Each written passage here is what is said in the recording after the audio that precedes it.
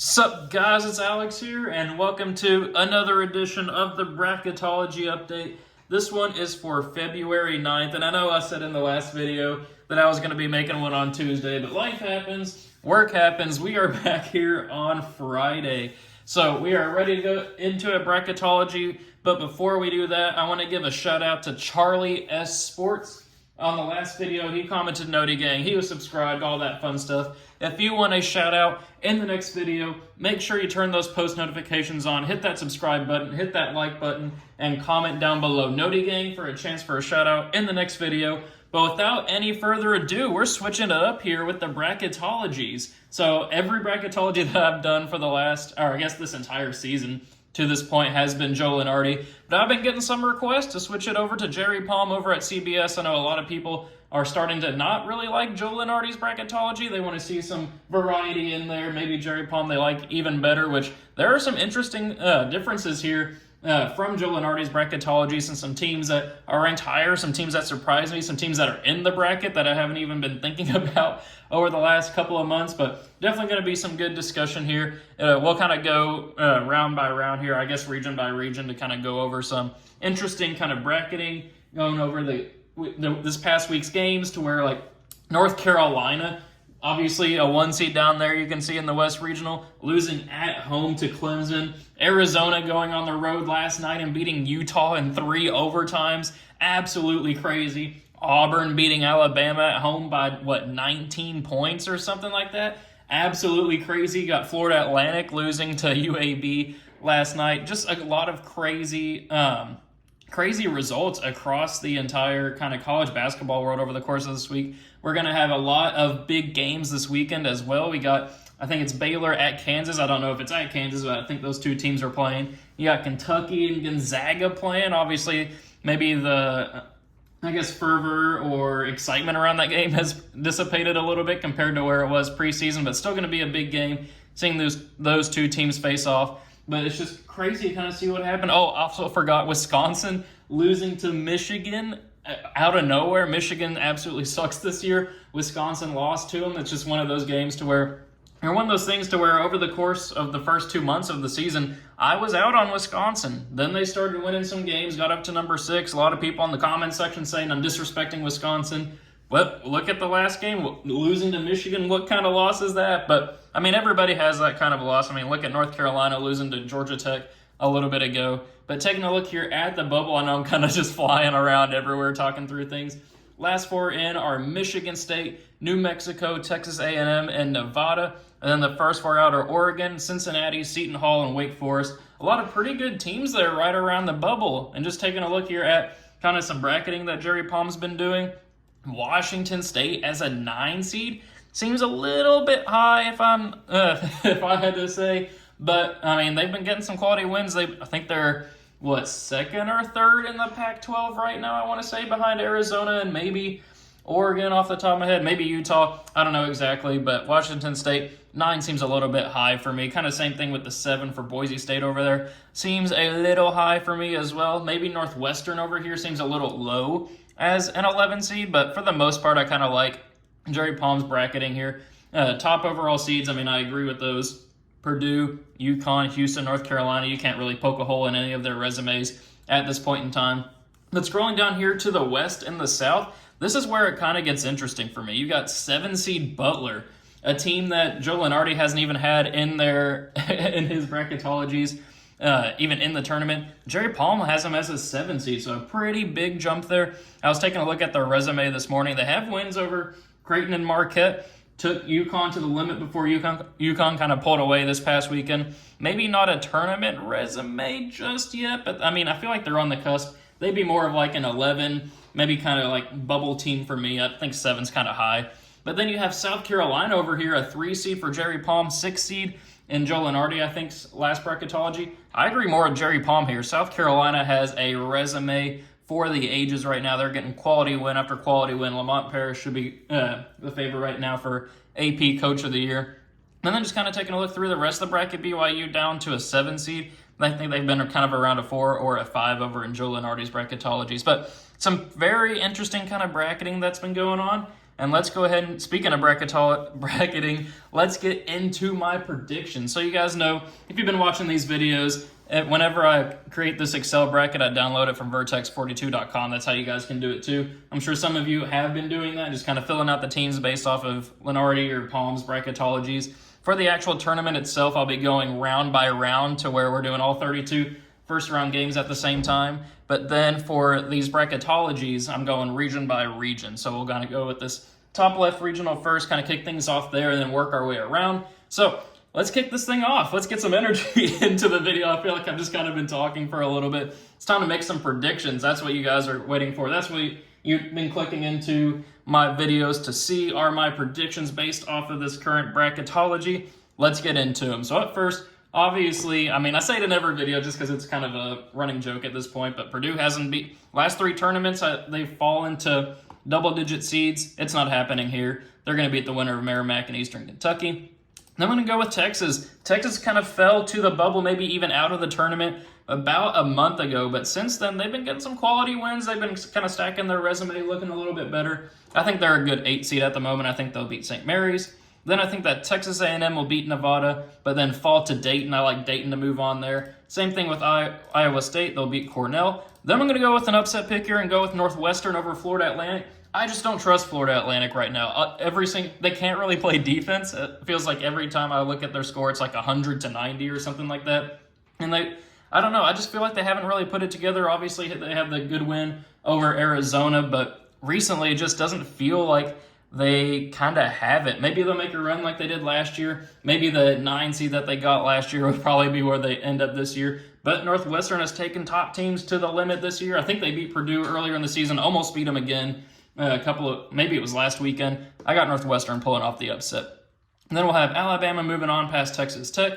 Texas Tech is pretty good at home, but they will fall to Mississippi State on a neutral site. I got a 10-7 upset there. And then we got Marquette beating the Fighting Toothpaste of Colgate. So, first spot in the Sweet 16, Purdue and Texas. I got Purdue advancing on to the Sweet 16. Then Iowa State and Dayton. I got Iowa State advancing on. Northwestern and Alabama. Alabama with Nate Oates. They've been kind of turning it on lately, and I'm going to have them advancing on here to the Sweet 16, beating Northwestern, where they will face Marquette and Tyler Kolek. So we do kind of have a little bit of chalk here in the Sweet 16. Moving on to the Elite 8, we do have Purdue advancing on past Iowa State, where they will face Alabama. I got Nate Oates' squad there. 3 seed slight upset over a 2 seed over Marquette. I just worry about Marquette if Tyler Kolek goes cold. They hit a rough patch around kind of the end of December and into January. They've been getting better wins since then, kind of moving their way back up.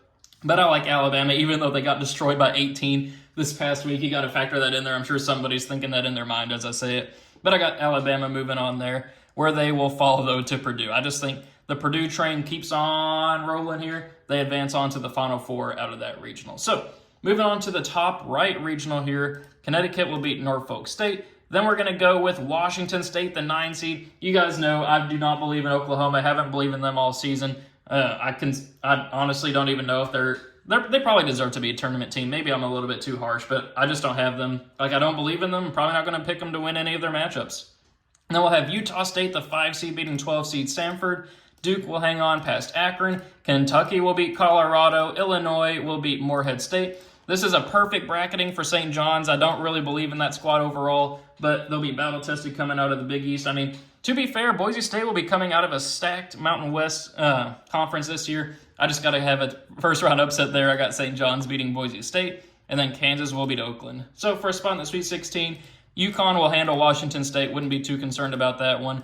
Duke will beat Utah State. As much as I want to pick my Kentucky Wildcats to beat Illinois, like with the way Kentucky's playing against kind of good quality teams as of late, you got to pick Illinois to win that matchup there. And then you got to go with Kansas moving on here past St. John's. So, I mean, overall, this top half of the bracket doesn't have too many upsets, but just you guys wait. I got something in store when I was kind of thinking through this video.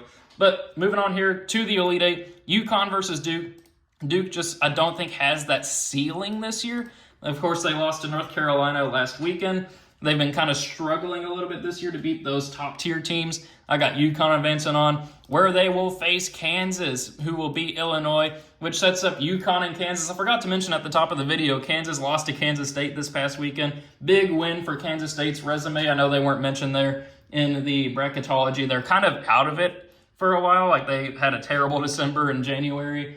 But maybe that'll be the win that'll get them back on track. They're probably like, obviously you have 68 teams that make the tournament. They're probably around like 78, 80-ish. Still a little bit out of the way, but that'll definitely help their resume. But that sets up Connecticut versus Kansas here for a spot in the Final Four. And maybe I'll just believe in Kansas too much. Maybe I'm disrespecting the defending national champions of Connecticut. But I got Kansas moving on there as a 2 seed. I just think their size, their coaching, their experience. I mean, you could say the same things for Connecticut, honestly. But I just believe in Kansas to advance on there. So, moving on down to the bottom right regional here, we'll have Houston moving on past Quinnipiac.